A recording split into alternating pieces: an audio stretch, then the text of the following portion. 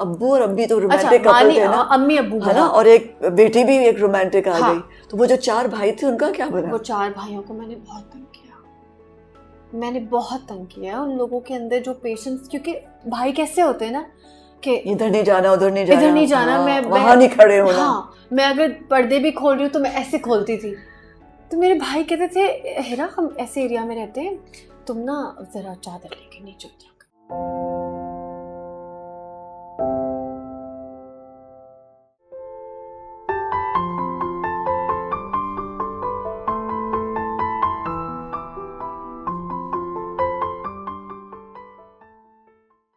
मैं बोलती थी अच्छा, मैं यहाँ से सुन के यहाँ से निकाल देती थी।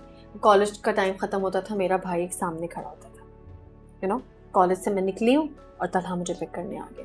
तो मेरे भाइयों के लिए मैं ऐसी, वो मुझे बहुत मेरा साथ देते थे, मेरे साथ फिल्म में गाने, जैसे मेरा भाई तलहा है, वो गाना बहुत सुनता था। कौन सा गाना था, ना गजरे की धार। मैं सुबह उठती थी तो ये गाना लगा होता था। तो मैंने कहा तुम लोगों ने ना, एक तो मैं तो थी हीरोइन, ठीक है, फिर तुम लोगों ने मुझे इस पे मजबूर किया कि मेरी सारी जिंदगी ही हीरोइन बन के गुजर जाए। अच्छा हाँ, वो बता रही थी ना पहली एंगेजमेंट आपके, पढ़ना नहीं है, घर बनाना है। हाँ, पढ़ना है। तो वो मेरे कज़न थे वकास भाई, उन्होंने मुझे रिश्ता भेजा। वो मुझसे 10-12 साल बड़े थे। उन्होंने कहा कि मेरे ताया अब्बू एक ही थे, अल्लाह उनको जन्नत नसीब करे। तो मेरे अब्बू से उन्होंने कहा कि हमने हिरा का रिश्ता मांगना है। मुझे कोई इंटरेस्ट नहीं था रिश्ते में, ना मुझे पता था वकास भाई कौन है। मुझे पता था मेरी आईब्रोज बनेगी, मेरा मेकअप होगा, मैं सेंटर ऑफ अट्रैक्शन होंगी, सारी कजन्स मेरे पास आ रही होंगी, पिक्चर्स खींचेंगी। मैंने कहा हाँ मैं मंगनी कर रही हूँ, क्योंकि मेरे कपड़े होंगे, इस चक्कर में हीरोइन होगी उस वक्त, मैं हीरोइन होंगी, स्टेज पे बैठी होंगी, सेंटर ऑफ अट्रैक्शन होगी, कर दे मंगनी। अब मंगनी तो होगी मैं मैट्रिक में। अब मैं मंगनी करके जब सेकेंड डे स्कूल आई, मेहंदी लगा। अब मेरी ग्रुप की लड़कियां सारी पढ़ी लिखी, उनको बिल्कुल ये चीज़ें पसंद नहीं होती थी। वो मुझे बहुत समझाती थी कि तुम इतनी इंटेलिजेंट हो, तुमने नहीं पढ़ना इन चक्रों में, नहीं गाओ मेरा गाने, बस ठीक है तुम्हारी आवाज़ अच्छी है, अभी देखो ये फिजिक्स का क्या सवाल। वो मुझे ऐसे, अभी भी Shumaila, she is a very dear friend of mine. तो खैर जब मैं सेकेंड डे गई, मेरी मेहंदी लगी हुई ना, मैं बड़ी खुश हूँ, मैं ऐसे करके ना, जैसे किसी ने कोई इंटरेस्ट नहीं दिया, किसी ने मुझसे कुछ नहीं पूछा, बिकॉज़ अब स्टेज पे नहीं थी ना। रियलिटी यही है ना, किसी ने मुझसे कुछ नहीं पूछा।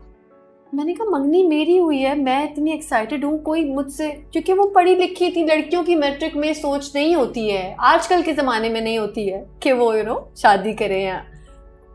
तो खैर अब मैंने कहा अच्छा ये सीन है।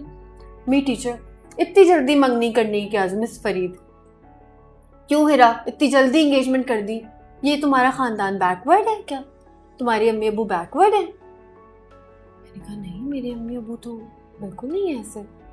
मैंने कहा अबू मैं मंगनी तोड़ना चाहती हूँ। उन्होंने कहा हिरा तुमने उस वक्त क्यों नहीं कहा मंगनी तोड़नी है?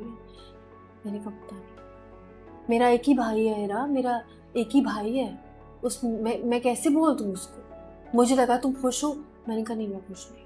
मैंने कहा वकास भाई अब आई एम सॉरी, मैं इसको प्रोलॉन्ग नहीं करना चाहती, मैं ख़त्म करना चाहती हूँ मंगनी, क्योंकि वो इवेंट तो गुजर गया ना, उसके बाद मंगनी तो मंगेतर है ना, जो आएगा आपको देखेगा, किचन में आपके पास आएगा। मैंने कहा नहीं वकास भाई, मैं तो आपको कभी ऐसा सोचा ही नहीं ना, मैं तो शाहिद कपूर में फंसी हुई थी, आई एम सॉरी, आप वो नहीं है। तो सारा दो ख़ानदान अलग हो। मेरे अब्बू ने मेरे अपने भाई को, जो इकलौते भाई को, बोल दिया हिरा नहीं करना चाहते। मैंने ताया अब्बू को कॉल कर दी। मेरे घर का बहुत बुरा माहौल था।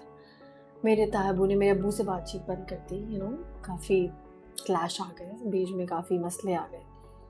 लेकिन मैंने कहा नहीं, मैंने सेल्फिश होकर सोचा, और मेरे अब्बू मुझसे बहुत प्यार करते, मैं लाडली हूँ, इकलौती हूँ। उन्होंने कहा ठीक है। काफ़ी रोने गाने हो गए, चीज़ें काफ़ी डिस्टर्ब हुई, मेरे भाई काफ़ी परेशान हुए। फिर आया एक और रिश्ता, वही और साफ का। अम्मी को बहुत पसंद आ गया, 1 साल बाद ही अम्मी को बहुत पसंद आ गया, क्योंकि मेरी खालाओं ने बहुत, मेरी कज़न्स की बहुत जल्दी शादियाँ हो गई। उनकी शादियों के चक्कर में अम्मी ने कहा सबकी हो रही हैं, होते जा रही हैं, अब जो है वो मंगनी कर देते हैं हिरा की, क्योंकि रिश्ते बहुत आते थे और वो लड़का भी बहुत अच्छा था। अब वो दुबई में सेटल्ड है और बड़ा अच्छी उसकी फैमिली है। उन्होंने कहा कि हिरा की अब हम जो है वो मंगनी कर देते हैं। मैंने कहा ठीक है। अब वो अम्मी है, अम्मी की पसंद विनोद खन्ना टाइप है, वो विनोद खन्ना टाइप था। मैंने कहा ठीक है, मैं उससे भी मैंने हाँ कर दी, उससे मेरी शादी हो जाती अगर मानी ना अगर मानी ना आता।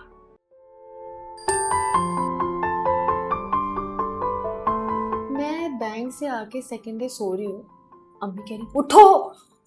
मैंने कहा क्या हुआ अम्मी? मानी आया है अपने अम्मी अब्बू के साथ, उठो।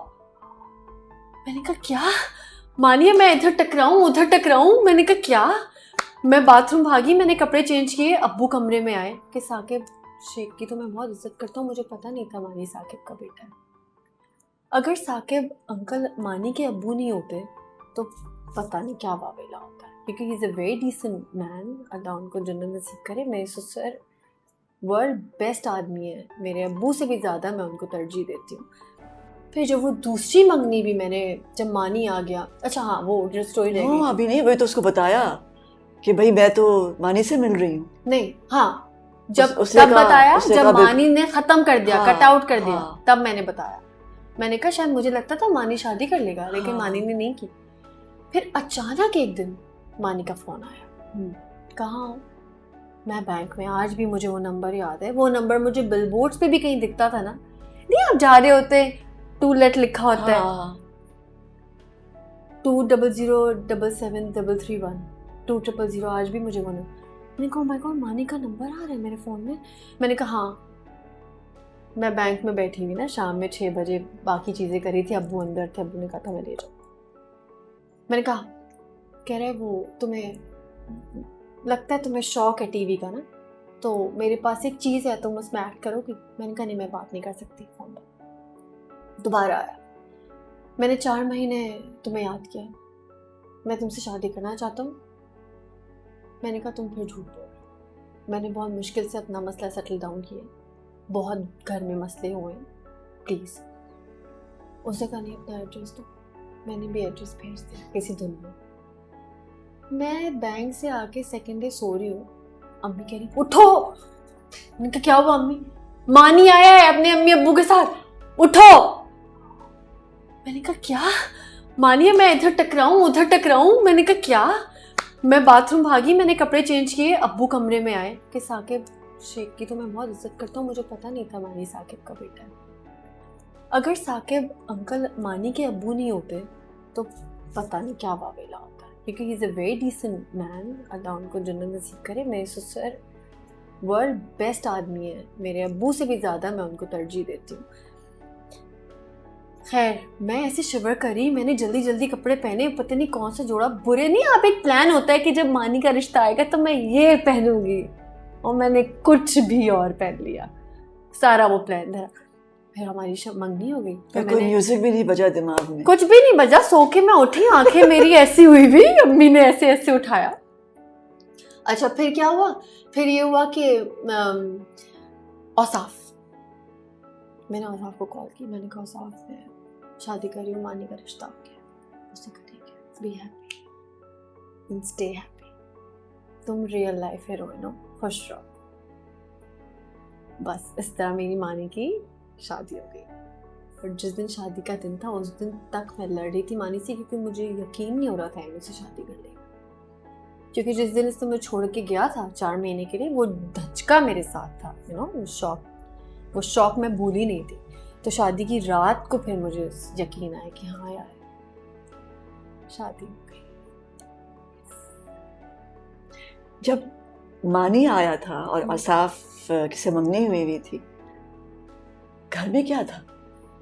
कुछ भी नहीं पता था किसी, मेरा एक भाई ये सब कुछ कर रही थी, किसी को मेरे भाई कोई कॉन्फिडेंट नहीं था घर में। नहीं, इतना बिलीव था ना सबको, हिरा ये नहीं कर सकती, हिरा कैसे करेगी, इसको तो इतना कॉन्फिडेंस दिया मेरे अब्बा ने, कभी कोई रोक टोक नहीं। मेरे अब्बा से कभी मैंने पैसे नहीं मांगे, उन्होंने हर चीज़ मुझे ऐसे दिए लाके।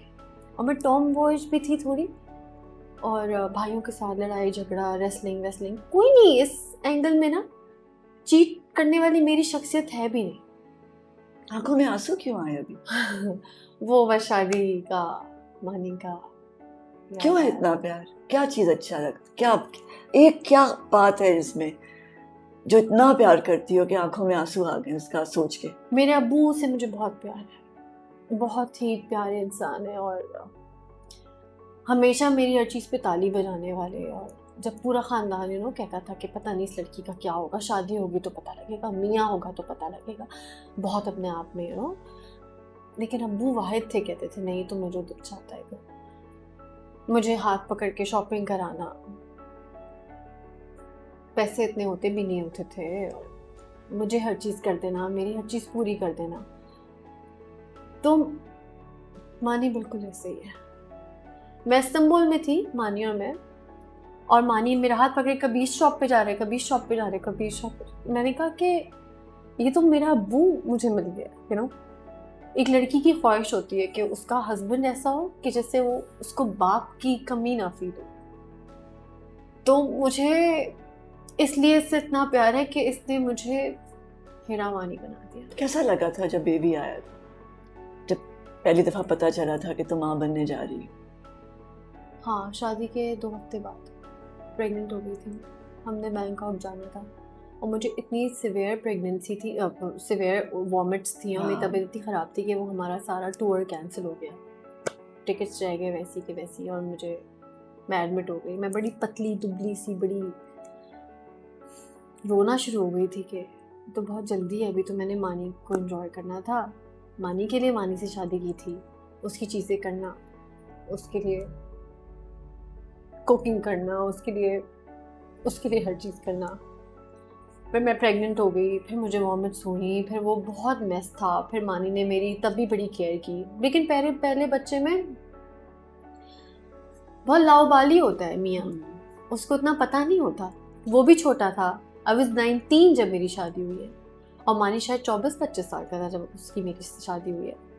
तो उसको भी नहीं पता था, मुझे भी नहीं पता था। कॉन्फ्लिक्ट्स हुए, चीज़ें हुई, मैं चिड़चिड़ी हो जाती थी। वो अपने अंदर हीरो है, मैं कहती तुम मुझसे प्यार नहीं है, मेरे लिए गोलगप्पे लेकर आओ। वो कहता था मुझे थोड़ी पता गोलगप्पे लाने होते हैं, ये चीज़ें होनी होती। लेकिन मेरी मानी की लड़ाई ऐसी होती है समीना, आंधी की तरह, तूफान की तरह आती है और आंधी की तरह जाती है, और 20 मिनट बाद हम दोनों एक दूसरे से ऐसे लग के सॉरी कर रहे होते हैं।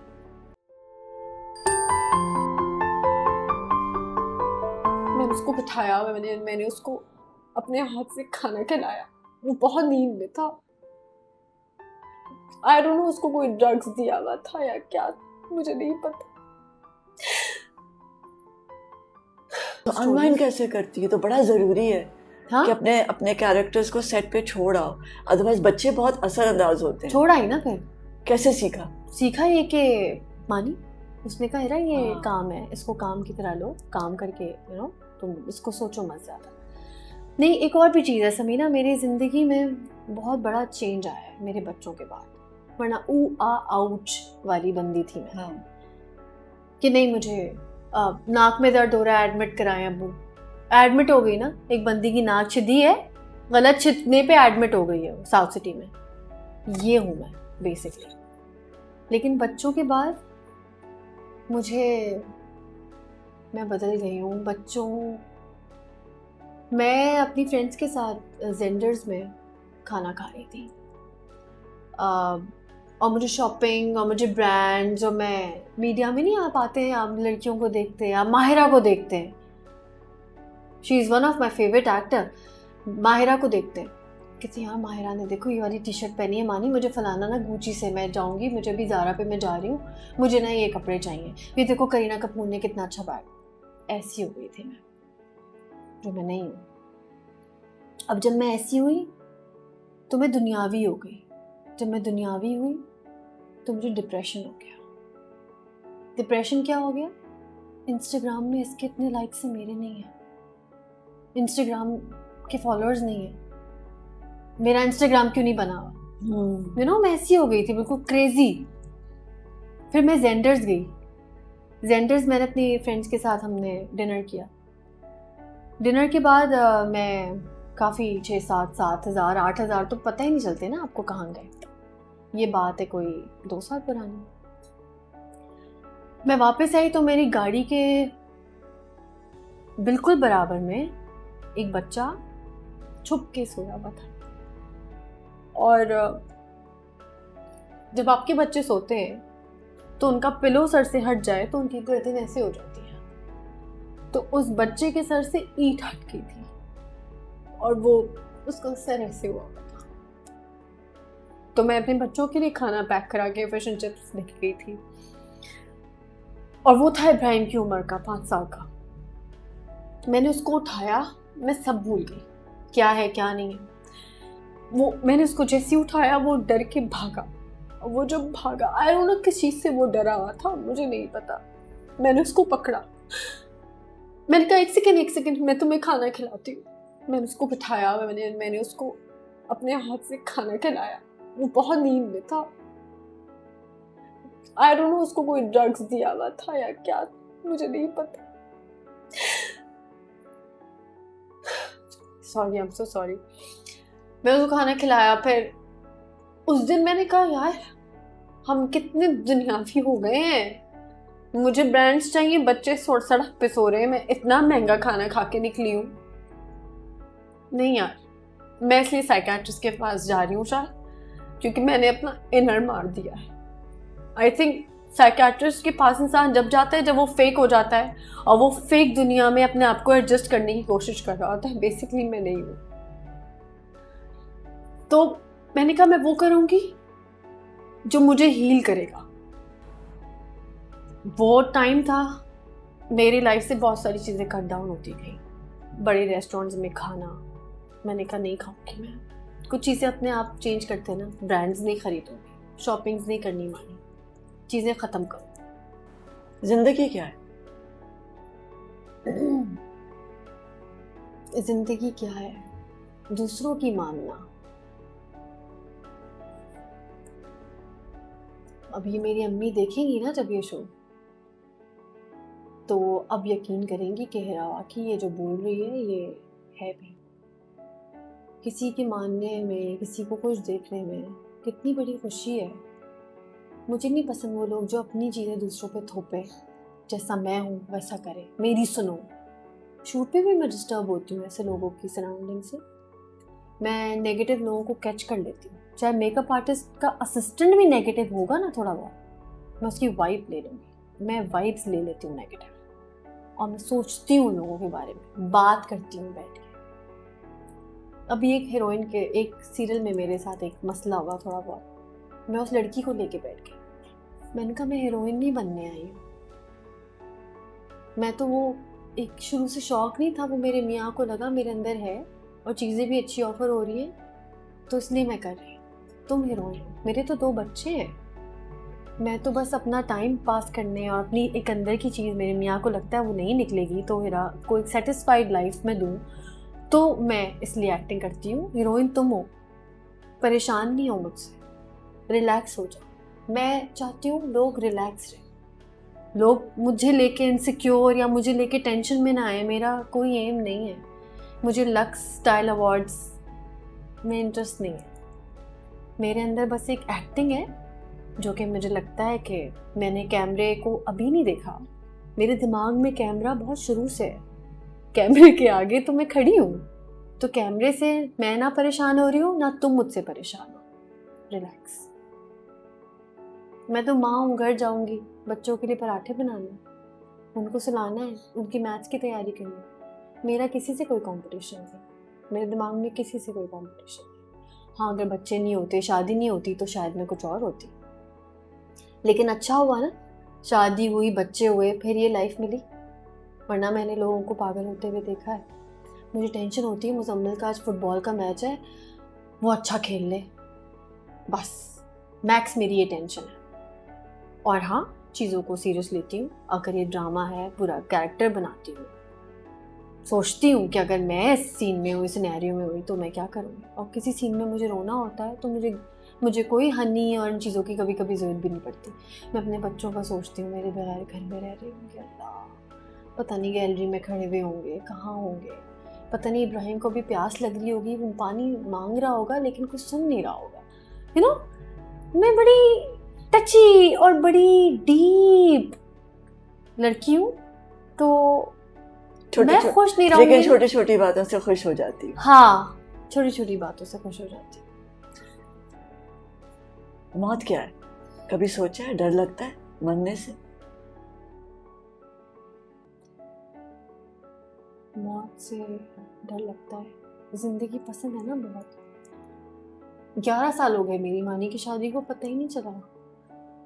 सुनती थी कभी ना कि जब अच्छा वक्त गुजर रहा हो तो वो जल्दी गुजर जाता है। अल्लाह करे पहले मैं मरूं, अल्लाह ताला पहले मुझे उठा, अल्लाह मानी को, मेरे बच्चों को मेरी उम्र दे दे। डर लगता है मौत से, डर लगता है। दिल चाहता है जिंदगी कितनी अच्छी अल्लाह ने दे दी है, पता नहीं मैं इतनी डिजर्विंग थी नहीं थी। अल्लाह ने मुझे इतनी स्मूथ, इतनी अच्छी लाइफ दे दी है। परेशान रहती थी मैं बिला वजह में, फलाने की शादी हो गई, मेरी ये भी मंगनी टूट गई, मेरे अब्बू परेशान हैं, पता नहीं क्या होगा। मेरी खालाएँ या मेरी कज़न्स इतनी खुश हैं, मैं अपनी अम्मी को वैसी खुशी नहीं दे पा रही हूँ जो मेरी कज़न्स मेरी खालाओं को देती हैं। मैं तो ना घर का कोई काम करती हूँ ना कुछ करती हूँ। ये रियलाइज़ पता है कब होता है? शादी के बाद। जब आप माँ बनते हैं ना, आपको अपनी माँ का पता लगता है कि मेरी अम्मी अकेले किचन में लगी रहती थी यार, और मैं यहाँ ऐश्वर्या का गाना देख रही होती थी। आज मैं वो माँ हूँ जिसके ऊपर 6 चीज़ें हैं, और मानी की सपोर्ट ना हो तो शायद मैं फेंट कर जाऊँ, लेकिन मानी की सपोर्ट है तो मैं स्ट्रॉन्ग हूँ। मैं गलत कहती हूँ उन औरतों को जो कहती है कि हमें मर्द की ज़रूरत नहीं है। मर्द को बुरा आप खुद बनाते हैं। मर्द बड़ी प्यारी चीज़ है, उसकी एक सुनो ना वो आपकी 6 सुनता है, और वो एक उस ये नहीं इसलिए नहीं सुनो कि वो आपकी 6 सुने, उसको भी तो समझो, उसकी भी तो फीलिंग्स है ना। उसको बचपन से कह दिया जाता है, मर्द को सख्त हम ही बनाते हैं। इब्राहिम गिरता है, रोना नहीं, तुम लड़के हो, बिल्कुल नहीं रोना। क्यों? उसको भी तो रोना आ सकता है, वो लड़का है तो क्या हुआ, उसका दिल नहीं है। उसको सख्त हम बनाते हैं तो वो फिर सख्त बड़ा हो जाता है, और फिर उसके अंदर एक अना होती है। वो अना दी हुई माँ की होती है ना। सही कह रही हूँ ना मैं? नहीं, हाँ सोच रही हूँ। हाँ, तो मुझे लगता है कि औरत, क्योंकि जो बच्चे होते हैं ना वो आपका अक्स होते हैं, वो आपका अक्स होते हैं। तो हाँ, है ना, अक्स होते हैं। अक्स होते हैं। तो इसलिए मुझे लगता है कि मानी की वजह से, मेरे अब्बू की वजह से आज मैं एक अच्छी औरत हूँ। तो मर्द का, भाइयों का अच्छा होना बहुत ज़रूरी है। सख्ती, रोक टोक, ये चीज़ें डैमेज करती हैं औरत को। तो अगर मर्द, जो जितना प्यार मिले, जितनी हाँ, इज्जत मिले, हाँ, और जितना जिम्मेदारी का एहसास मिले, है ना, क्योंकि और मेरे ट्रस्ट साथ मिले, तो औरत भी जिम्मेदार हो जाती है। हाँ, जिम्मेदार हो जाती है। हाँ। उसको होता है कि यार मुझ पे ये चीज़ डाली है, फेथ अगर है, हाँ, अगर आप उसको ट्रस्ट करें और फेथ हाँ, करें, हाँ, हाँ, तो तोड़ना नहीं है, हाँ। उसको तोड़ना नहीं है। तो ये थैंक यू समीना।